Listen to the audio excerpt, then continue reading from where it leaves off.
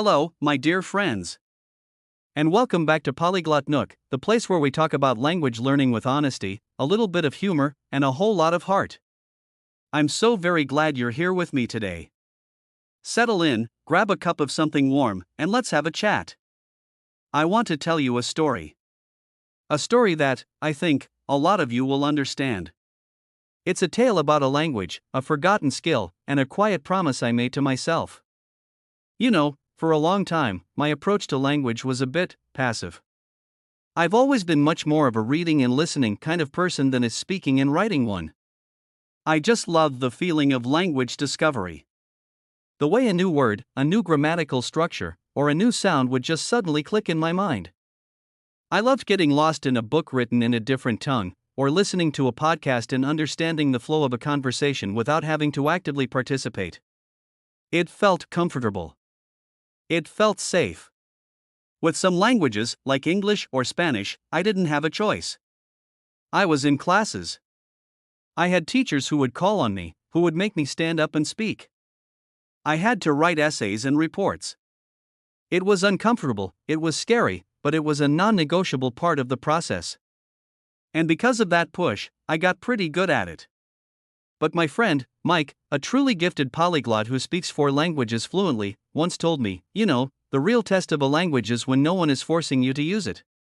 And that's where my story with Italian begins. I've been studying Italian for years, completely on my own. I never had a teacher, never had a class. I've read so many novels, so many news articles. I've watched countless movies and YouTube videos. My comprehension is, well, it's not bad. I can comfortably pick up a contemporary Italian novel and follow the plot. I can listen to an Italian radio program and understand a huge part of what they're talking about. But if you were to ask me to speak right now, I would stumble. I would search for words I know, and they would just disappear. If you asked me to write an email, I would barely be able to string together a couple of coherent sentences. I had, as Mike would say, become a master of passive knowledge but a beginner at active creation. I had really neglected output, and my Italian was a prime example of a language where I knew the words, but I couldn't produce them. It felt a little bit like owning a beautiful car but not knowing how to drive it. My friend Emma, on the other hand, is the complete opposite. She's all output, all the time. She once told me about her first week learning French. She just went to a French bakery and tried to order a croissant, even though she only knew about 20 words. The baker laughed with her, gently corrected her pronunciation, and she learned a ton in just 5 minutes. Emma thrives on action. But her problem was different. Because she never spent time on structured input or writing, her grammar and spelling were a mess. She had all the courage, but not a lot of polish. I knew I wanted to avoid both of these extremes. When I decided to focus on Greek, I made a promise to myself. I wasn't going to let output become an afterthought. I wasn't going to just consume and never produce. And I certainly didn't want to get years into this endeavor and realize I was in the same spot I was with Italian. So, I decided to do something that felt a little bit crazy. I decided to start writing. Not when I was ready. Not when I reached a certain level. I decided to start writing despite the fact that I'm a complete beginner, not even at the A1 level yet. My friend Sophia, who is a very methodical and organized person, always says, don't let the perfect be the enemy of the good. You don't have to write a novel. You just have to write a sentence. You don't have to be perfect, you just have to start. And so, with her words in mind, I did. Today, my writing habit has become one of the most fulfilling and effective parts of my language building process. It's a simple, low-pressure system that really works for me. So, in this episode, I want to take you through it. I'll share the tools I use, the process I've developed, and the amazing benefits I've already started to notice.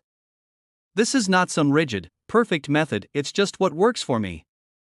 I hope it gives you a little inspiration to start your own writing habit, no matter what language you're learning or what level you're at. Okay, let's begin with the basics. My toolkit. And I'm going to be honest with you, it's a bit unconventional. I found this 2019 planner at a thrift store a couple of months ago, and I decided to use it for my writing. It was a funny find, but it works perfectly. It has these neat sections for every day of the week, so when I sit down to write, I have a clear space. Just one small square to fill. No pressure, no overwhelming blank pages. It's the perfect size for a 10 to 15 minute writing session. Right next to each day's section is a small box for notes. That tiny little box, which might have been for appointments or reminders, is absolutely crucial to my process. We'll get to why in a little bit. Beyond the planner, my tools are very straightforward. A simple black pen.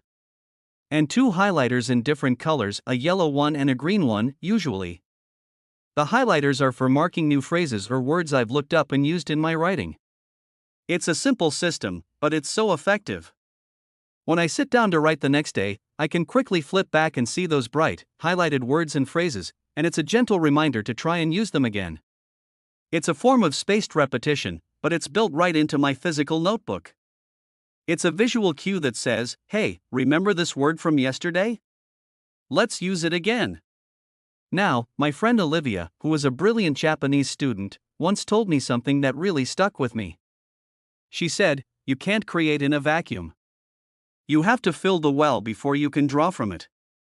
And that's the most important part of my toolkit. It's not physical. It's the resources I use to get input. My books, my YouTube videos, and any other online materials are just as important as my pen and paper. They provide the inspiration for my writing topics and give me the vocabulary and grammar I can use.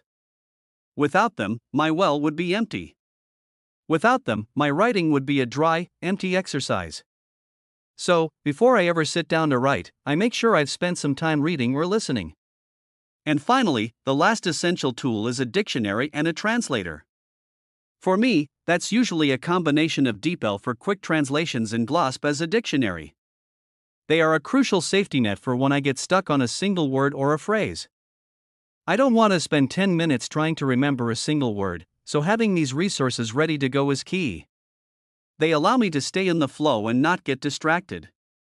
They are there to support the process, not to replace my own thinking.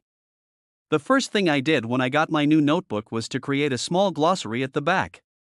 My friend Mia, a talented writer who is learning French, once gave me this advice: don't let the small obstacles stop you. Remove them before you even start. This glossary is my way of doing that. It's a couple of pages dedicated to the most important vocabulary and grammar I know I'll be using a lot. Things like the days of the week, names of the months, phrases for describing the weather, and time-related words like today, tomorrow, now, and then. The reason for this is simple: to minimize distraction. I don't mind looking up new things, it's part of the learning process. But I absolutely hate getting sidetracked. Have you ever picked up your phone to look up a word, and then 5 minutes later, you find yourself scrolling through social media? I know I have. My glossary in the notebook means I can stay in the flow of writing. I don't have to touch my phone or flip through a huge physical dictionary to find a word I use every single day. It's all right there in the back of my notebook. It's a small change, but it makes a huge difference. Now, you might be thinking that since I'm using a planner, I must be journaling. But that's not exactly the case. The truth is, I don't commit to a single format. My topic and the style of my writing differ from week to week. One week, I might be describing my daily routine. The next, I might focus on expressing human emotions. The week after that, I might describe the routines of people I know. This approach is my secret weapon against boredom. When I tried journaling in Italian, my vocabulary was so limited that my entries were all the same. Today I did this. I ate this. I went there. It felt stale and unfulfilling. It didn't push me to grow. So now, I avoid that by not committing to a single format. I write about whatever feels interesting at the moment, and that keeps me engaged. So, how do I choose what to write about?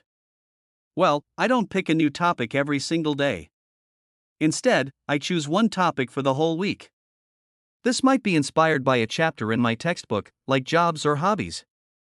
Or it might come from some content in Greek that I've been listening to or watching.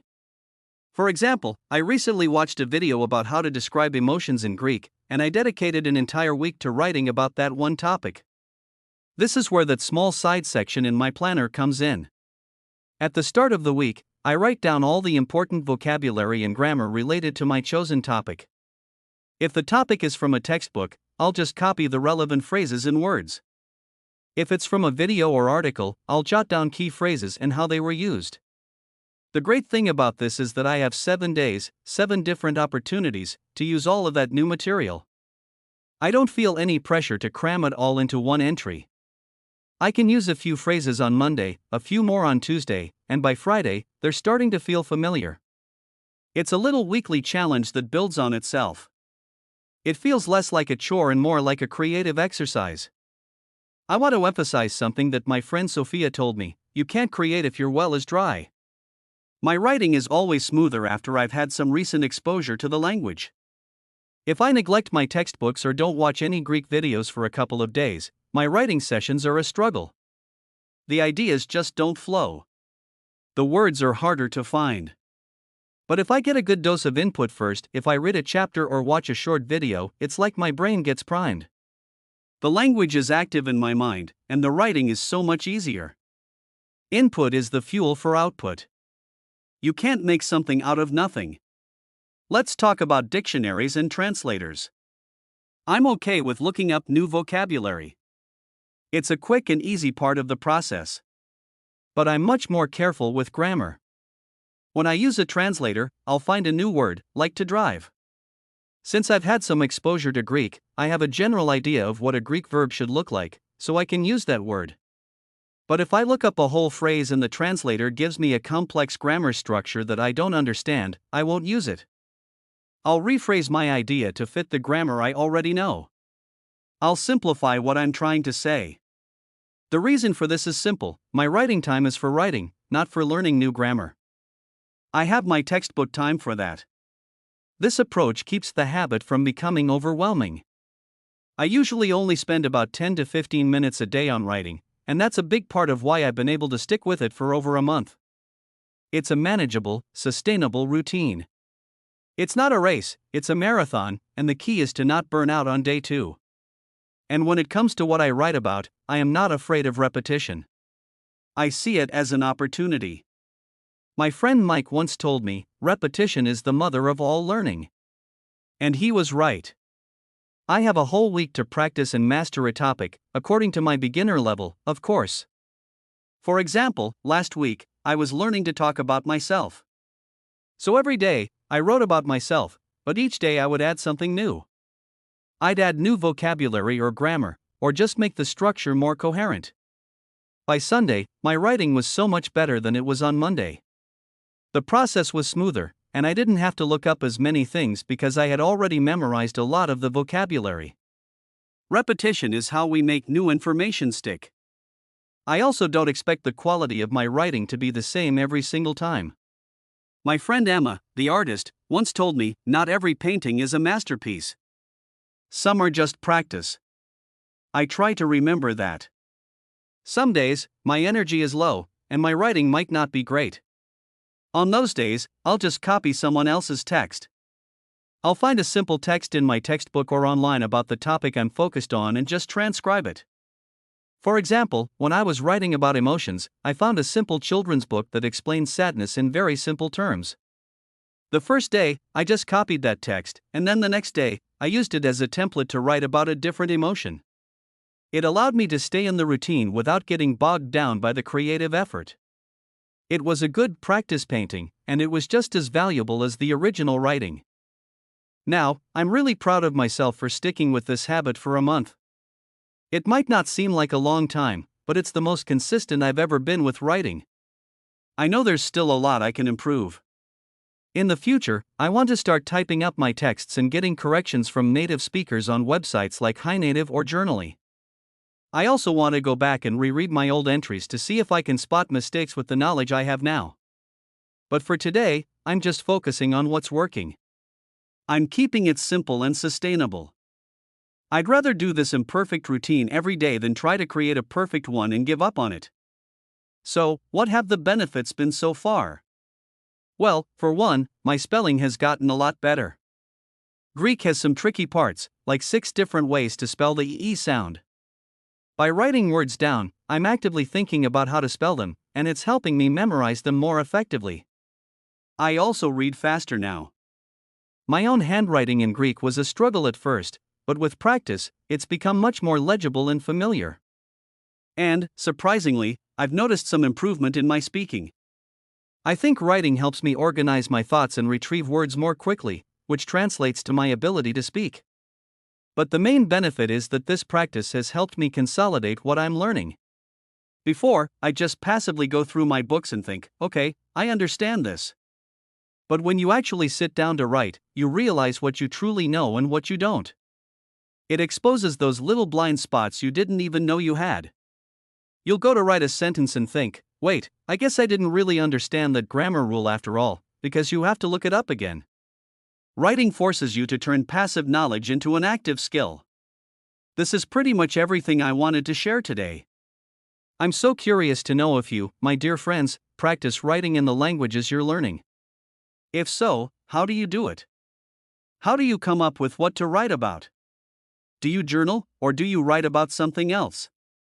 Let me know in the comments below. Thank you so much for joining me today. Your support means the world to me. If you enjoyed this episode, please consider subscribing to PolyglotNook wherever you listen to podcasts. It helps me so much. All my love to you all. Until next time.